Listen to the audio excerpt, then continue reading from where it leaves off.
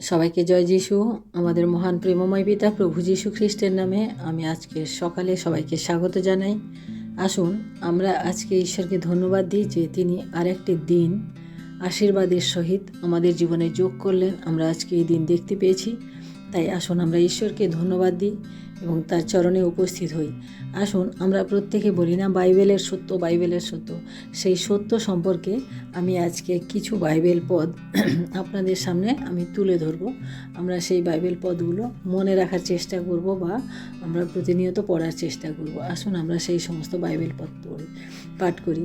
আমরা প্রথমে পাঠ করি প্রথম যোহন 3:18 পদ। বৎসেরা আইসো, আমরা বাক্যে কিংবা জিহ্বাতে নয় কিন্তু কার্যে ও সত্যে প্রেম করি। দ্বিতীয় পদ গীত সংহিতা তার 15:2 এবং 3 পদ। যে ব্যক্তি সিদ্ধ আচরণ ও ধর্মকর্ম করে এবং হৃদয়ে সত্য কহে, যে পরিবাদ জিহ্বাগ্রে আনে না, মিত্রের অপকার করে না, আপন প্রতিবাসীর দুর্নাম করে না। আমরা তারপরের পদ পাঠ করি প্রথম যোহন 3:18 পদ। বৎসেরা আইসো, আমরা বাক্যে কিংবা জিহ্বাতে নয় কিন্তু কার্যে ও সত্যে প্রেম করি। তৃতীয় যোহন 1:4 পদ। আমার সন্তানগণ সত্যে চলে, ইহা শুনিলে যে আনন্দ হয় তদপেক্ষা মহত্তর আনন্দ আমার নাই। আমরা যোহন লিখিত সুসমাচার তার 8:31-32 পদ, 31 এবং 32 পদ। অতএব যে যিহুদীরা তাহাকে বিশ্বাস করিল, তাহাদিগকে যীশু কহিলেন, তোমরা যদি আমার বাক্যে স্থির থাকো, তা হইলে সত্যই তোমরা আমার শিষ্য, আর তোমরা সেই সত্য জানিবে এবং সেই সত্য তোমাদিগকে স্বাধীন করিবে। প্রথম যোহন 1:6 পদ। আমরা যদি বলি যে তাহার সহিত আমাদের সহভাগিতা আছে, আর যদি অন্ধকারে চলি, তবে মিথ্যা বলি, সত্য আচরণ করি না। ফিলিপিও তার 4:8 পদ।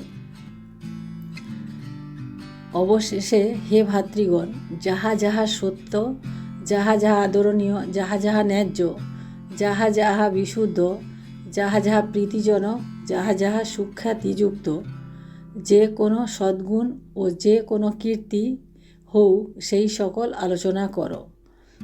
যোহন লিখিত সুসমাচার 14:6 পদ। যীশু তাহাকে বলিলেন, আমি পথ ও সত্য ও জীবন, আমাদিয়া না আসিলে কেহ পিতার নিকটে আইসে না। ইফিসীয় 4:15 পদ। কিন্তু প্রেমে সত্যনিষ্ঠ হইয়া সর্ববিষয়ে তাহার উদ্দেশ্যে বৃদ্ধি পাই। গীত সংহিতা 25:5 পদ। তোমার সত্যে আমাকে চালাও, আমাকে শিক্ষা দাও, কেননা তুমি আমার ত্রাণেশ্বর, আমি সমস্ত দিন তোমার অপেক্ষায় থাকি। দ্বিতীয় তিমথেয় 2:15 পদ। তুমি আমাকে ঈশ্বরের কাছে পরীক্ষাসিদ্ধ লোক দেখাইতে যত্ন করো, এমন কার্যকরী হও যাহার লজ্জা করিবার প্রয়োজন নাই, যে সত্যের বাক্য যথার্থরূপে ব্যবহার করিতে জানে।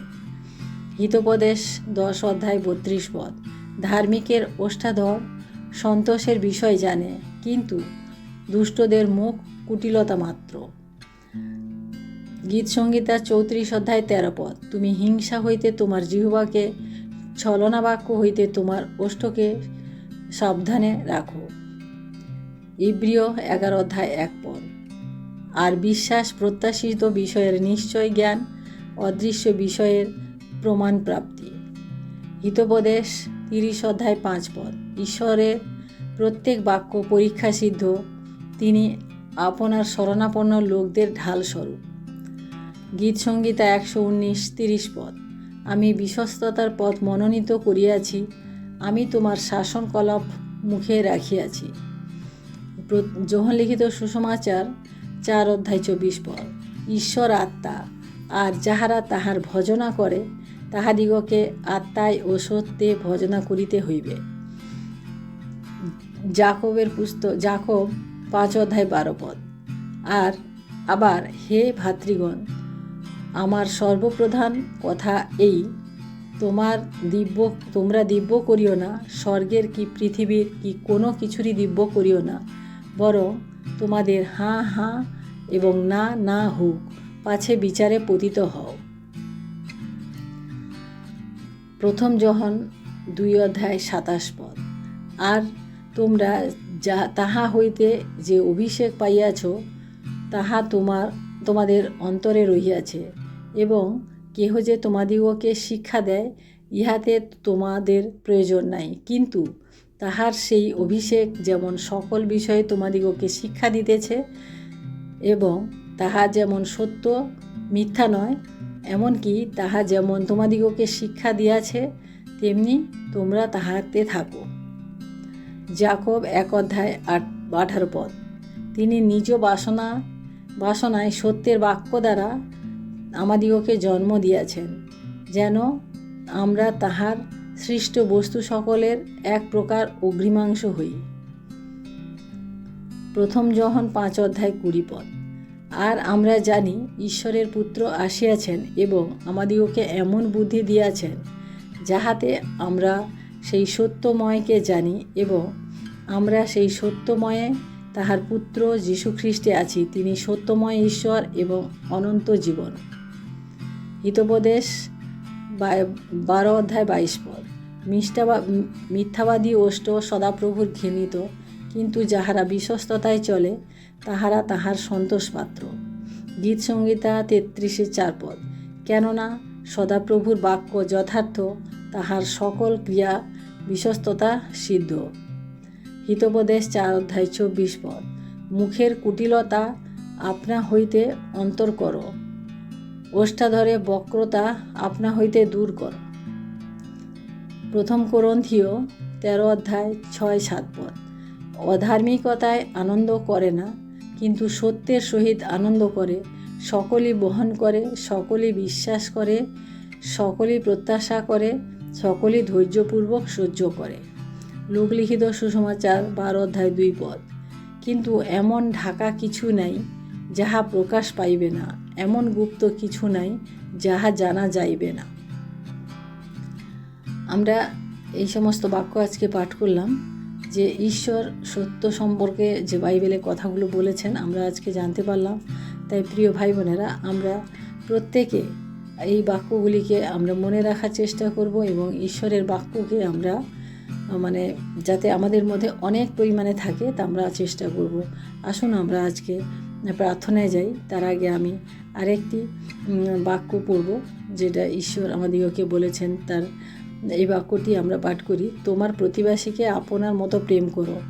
এবং আমরা আরেকটি বাক্য পড়ি, যে তিনি এখানে বলেছেন যে আমরা যখন আমাদের যে 10 আজ্ঞা দিয়েছিলেন না, সেই আজ্ঞাগুলির মধ্যে আমাদের প্রথম আজ্ঞা, আমাদের প্রভু ঈশ্বরকে আমাদের সমস্ত মন প্রাণ অন্তঃকরণ দিয়ে আমাদের ভালোবাসতে হবে এবং প্রেম করতে হবে। তাই আসুন আমরা সেই মহান ঈশ্বরকে আজকে আমরা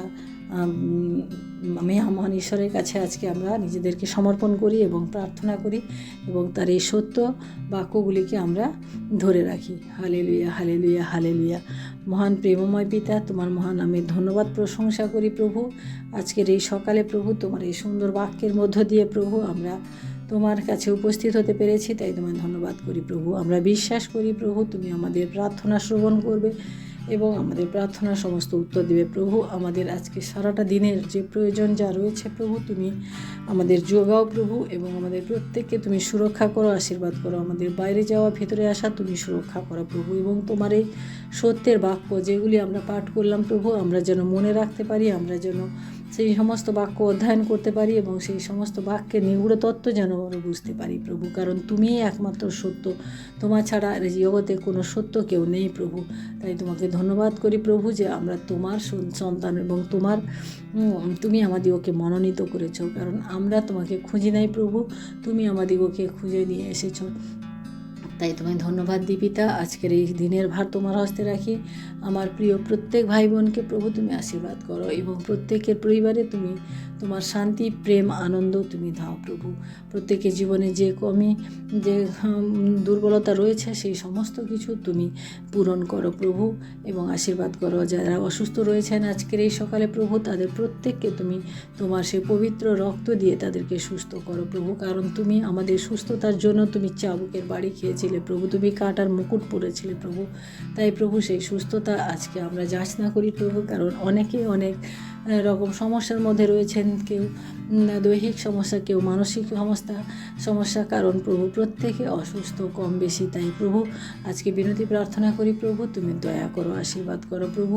তোমার সন্তানদেরকে তুমি কখনোই ছেড়ে দিও না প্রভু, কারণ তুমি ধরে রাখো প্রভু। কারণ তুমি আমাদিগকে তুমি খুঁজেছ প্রভু এবং তুমি আমাদিগকে তোমার কাছেই রেখেছো প্রভু। আমরা বিশ্বাস করি পিতা, আমরা প্রার্থনা করেছি, আমরা জানি প্রভু তুমি উত্তর দিয়েছো, আমরা বিশ্বাস করি।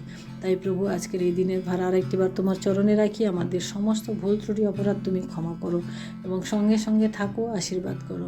আমাদের সারাটা দিনের ভার আরেকটিবার তোমার হস্তে রেখে এই বিনতি প্রার্থনা চাই আমাদের মুক্তিদাতা ত্রাণকর্তা প্রভু যীশু খ্রিস্ট তোমারই নামে, আমেন। সবাইকে জয় যিশু। সবাই ভালো থাকবেন, সুস্থ থাকবেন। আজকের দিনটি প্রত্যেকের সুন্দর হোক, শুভ হোক, আমেন।